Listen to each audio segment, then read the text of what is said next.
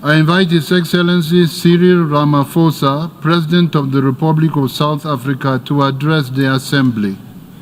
Thank you for this moment, President of the General Assembly, Secretary General, Heads of State and Government, and Excellencies. Let me start off by congratulating Namibia and Germany for the excellent work they have done in guiding us all to this moment on reaching consensus on the pact of the future.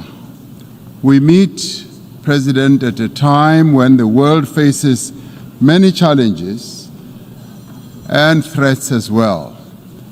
Wars, conflict, and the specter of emerging conflicts are ever persistent and present features of our time. Climate change and public health challenges are not only an existential threat, but they are also reversing economic growth and developmental gains in many parts of the world. There is widespread inequality, poverty, unemployment, deprivation, and destitution in many countries in the world. These challenges transcend borders.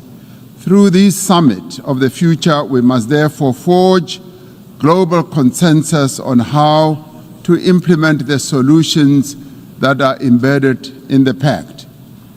This pact must bridge the developmental divide.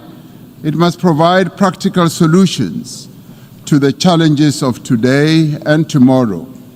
The pact for the future is a great opportunity to change and also to reinvigorate the multilateral system so that it is fit for purpose to address the challenges that the world faces.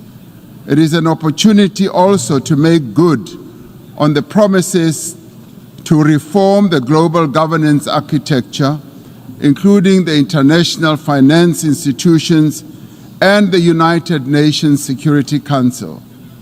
Placing the fate of the world's security in the hands of a select few when it is the vast majority of the peoples of the world who bear the brunt of the various threats is unjust, unfair, and unsustainable.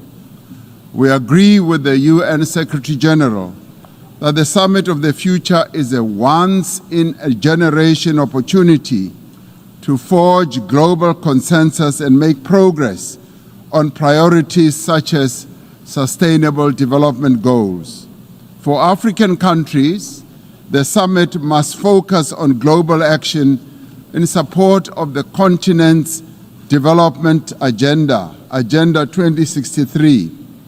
To be meaningful, this Summit of the Future should reinforce the work towards ending poverty and realizing the fundamental right of development. This summit, therefore, must accelerate our collective efforts to advance development. The key element of the summit is working towards an agenda for peace, and this must involve strengthening the multilateral actions that need to continue taking place. We do believe that this is the time to recommit ourselves to adopting concrete actions, so we should leave this summit with a more ambitious, clearer, and concrete call to action to build a world for future generation that is far better for young people and for women than the world that we live in today. Our failure will in the end be a betrayal for future generations. And I do believe that we dare not fail. Action is what is required now. Thank you very much.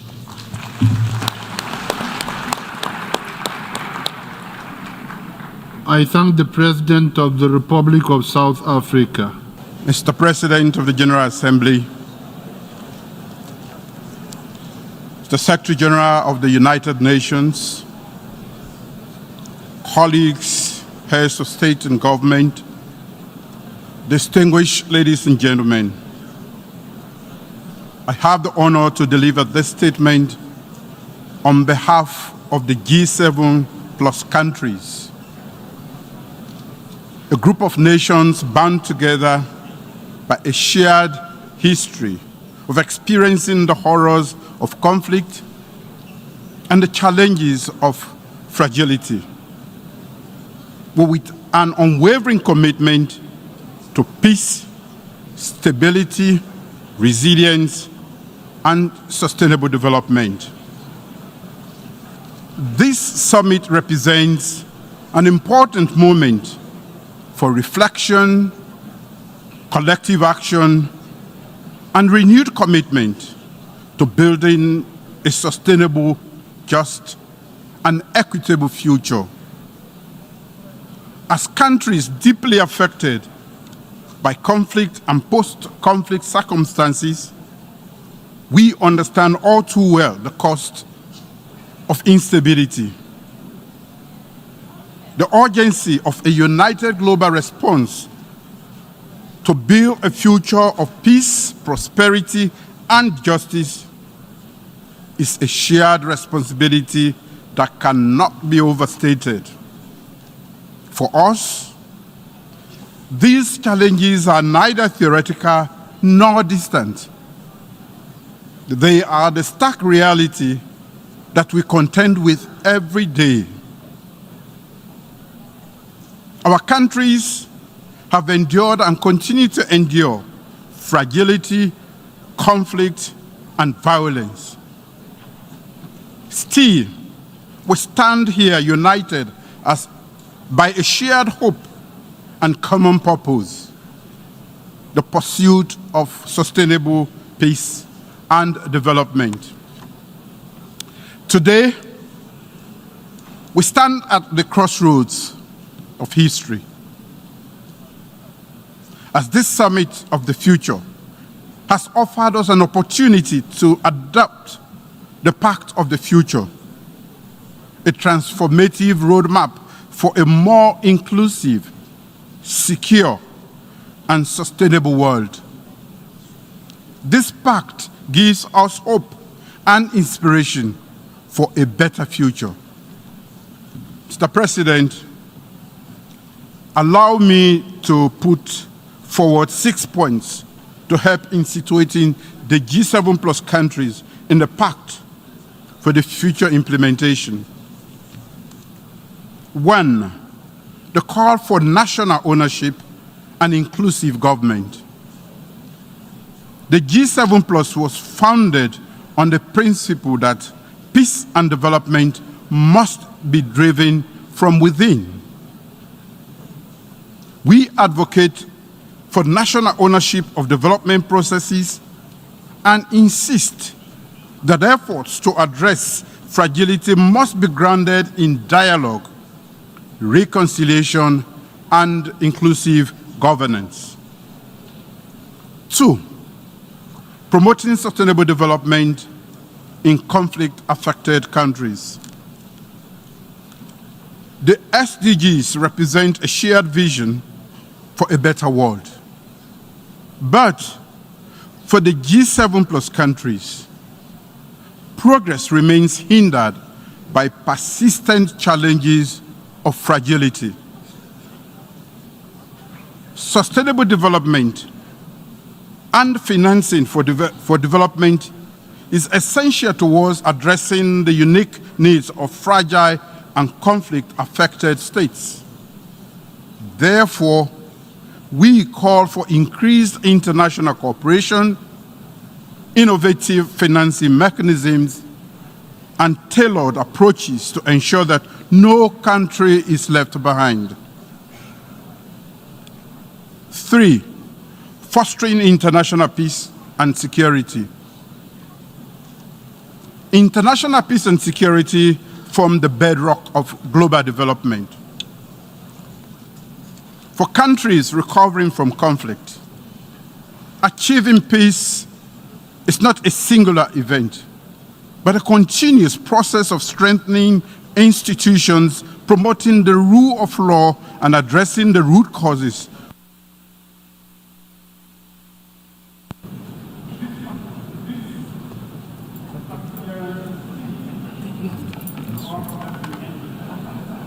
I thank the President of the Republic of Sierra Leone. I invite His Excellency Lazarus McCarthy Chakwera, President of the Republic of Malawi and Commander-in-Chief of the Malawi Defense Forces, to address the Assembly.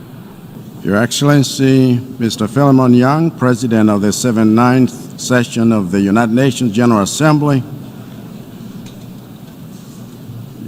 Secretary General of the United Nations, Excellencies, Heads of State and Government, youth representatives, distinguished delegates.